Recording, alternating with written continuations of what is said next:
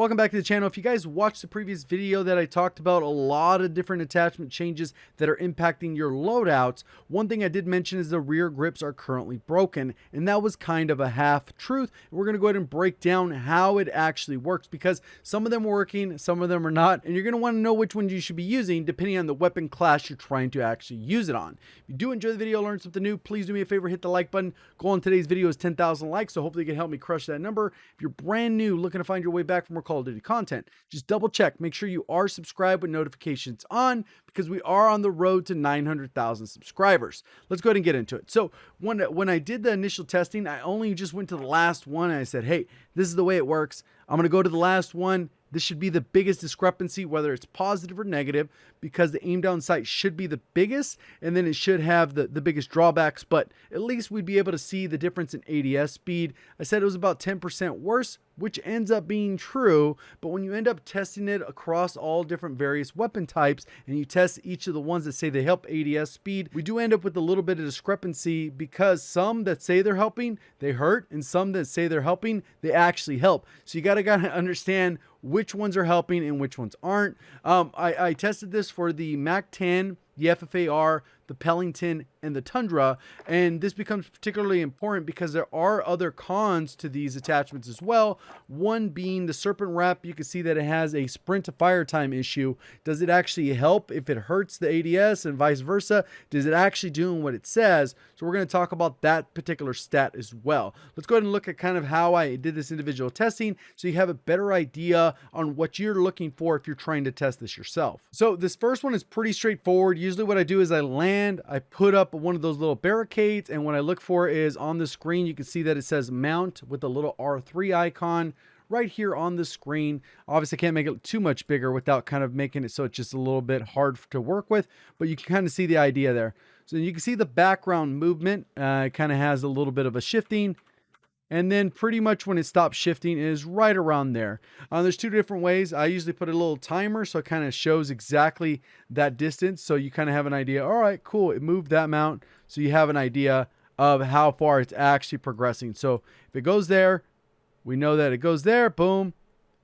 And then we can get a rough estimate of the time in milliseconds. You got to do this repeatedly, multiple times. Sometimes it doesn't always line up, especially at 60 FPS. There could be a little bit of frame rounding. So I did this with a 4 attachment build, as if we had an extra attachment to spare. For the MAC-10, I didn't have a front grip because maybe you don't want one because the recoil is not that insane. For the FFAR, I did not have that stock attachment that most people run, either the Raider stock or the combat stock. I did not have that equipped. So that's kind of how this ends up breaking down. So I did this repeatedly with each of the individual attachments. I also went back and repeated this for the sniper rifles, which we end up having a similar situation with the sniper rifles. And what you do with these is you look at them when they have the mounting mechanic pop up. You can see on the screen. And then as soon as you're ADS'd, it'll say hold steady aim. Pretty much the difference between those two frames. That's the ADS speed. And obviously we found out in the past, if you equipped a 3X or a 4X or a 2X, it actually speeds up the ADS time, which is a huge bonus if you're looking for quick scoping or you want a no glint sniper compared to the default ones, because the optical zoom is pretty much the same as the regular sniper, but you're getting tons of benefits.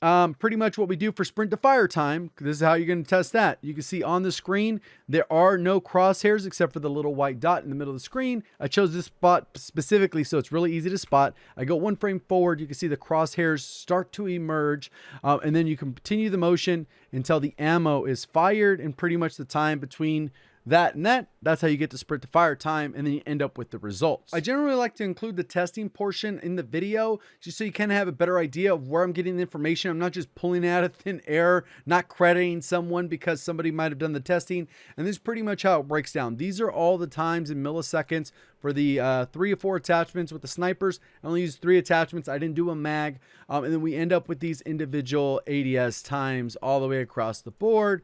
Pretty straightforward. What we're looking at is with the speed grip, anytime it's green, this is actually helping. It looks like it was an average of about 4%.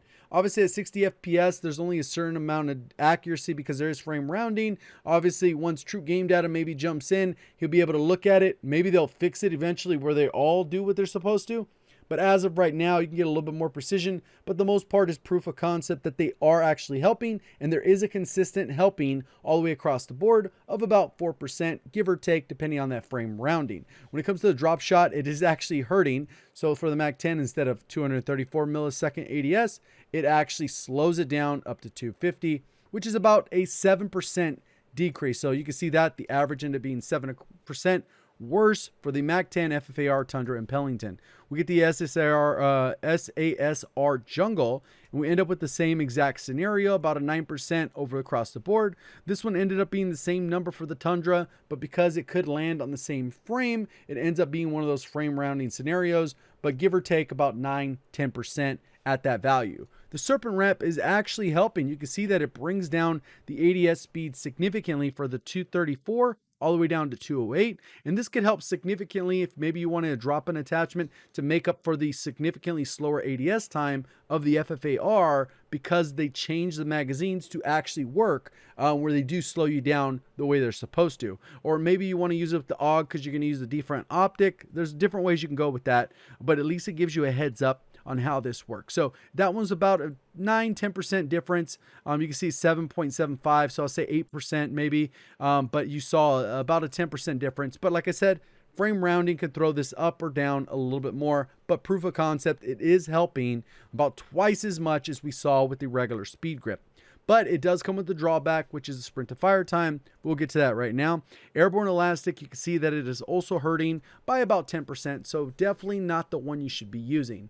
When we get to the sprint to fire time, we saw the difference in time. The only ones I really wanted to test was the Mac and the FFAR, because normally with the sniper, the only time the sprint to fire time matters is if you're no scoping. If you at least ADS, it doesn't matter because you're not sprint to firing. You're ADS, so you're no longer sprinting. So it wouldn't really apply to that. So you can get the maximum benefit for the sniper rifles without that drawback of the sprint to fire time that'll typically happen when you're pushing into a room. Just not necessarily the play style for Warzone. Very few and far between people can pull that off. So it is actually helping out in the ADS department, but you're not going to get that penalty to sprint to fire because you're generally not going to be sprinting and firing without ADSing. Whereas with the other two, you could see that you do get a pretty big penalty, about 11% difference. And that takes 150 down to 167, which a lot of times gunfights are lost in this sprint to fire time. It could be definitely noticeable. So what I did want to point out is with these new ADS times for the Tundra and the Pelington, what we can get our ADS to is as low as 434 and 517, depending on if we're on the Tundra or the Pelington. And that compares with the stacked HDRs, about 600. Car 98 is about 400, and this is without stipple grip or the sport comb. So technically the Car 98 could be a little bit faster, but this allows you to have the precision comb or one of the other perks like fast mags or something like that, sleight of hand or whatever it's called, right? And then we got the SPR at 534. So the Tundra can actually have a faster ADS with the right build as the SPR. So I'm going to go through the individual builds. Based off this information, how you want to incorporate it in is going to be entirely up to you. So for the Tundra, we're going to do the wrap suppressor, combat recon, underbarrel. We're no longer using a bipod. We have that attachment for you. 7-round mag, so it's not going to impact the ADS. Then we use that 4X optic because it has the same optical zoom as the default sniper, but no glint. And then we have the extra attachment left over, which we can go ahead and use for that serpent wrap, since it's not going to impact our sprint to fire time, at least in a general sense that we're not going to use it that way. When it comes to the Pelington, you're going to end up with a very similar build. It's going to be the same thing: wrap suppressor, combat recon, ammunition is fast loader because they still manually reload one by one. So fast loader actually does a little bit more improvement in that particular sense. So I go with that one. Still 4X, and then we use the serpent wrap. So that's going to be the build for the sniper rifles. I'll jump in Mag 10. I'm not really sure exactly which barrel we're going to land on because there's still a little bit more testing to do with that. But obviously, when it comes to the muzzle, most people want to stay off the mini map. Then we're going to probably go the rifled, more than likely, just because it gives you the maximum range with the least penalty. A little bit slower sprinting time. That's kind of how it goes. 3-round drum mag. We're not going to go with the fast one because that's going to slow down our ADS, especially after this update. No stock for the better sprint to fire time, unless you want to go with the Raider stock, which also helps sprint to fire, but it's not going to give you as good a strafe speed as the combat stock. So you kind of got a little bit of choices there. Generally go with the no stock. And then if you want to play it safe, if you don't want to hurt your sprint to fire, but while still taking advantage of ADS, you can go to speed tape, which will help not have any other downsides, or just go typical, just go with the under barrel if you want field agent grip, and then you're good to go. FFAR is a very tricky one. Feels way slower now. We're going to have the barrel. We're probably going to go with the reinforced heavy. It's kind of hard to say. Maybe Ranger. There's not a lot. I mean, you can go with the task force, but the recoil is a little bit harder to control. They're kind of positioning it to kind of destroy the gun. Maybe if you want the similar effect that we had before, the strafe speed, you could go with that one. I haven't done significant testing to see kind of what's going to be the best for this scenario, so it is a little bit tricky. Field agent grip, 50 round mags, no longer the fast because that hurts your ADS speed.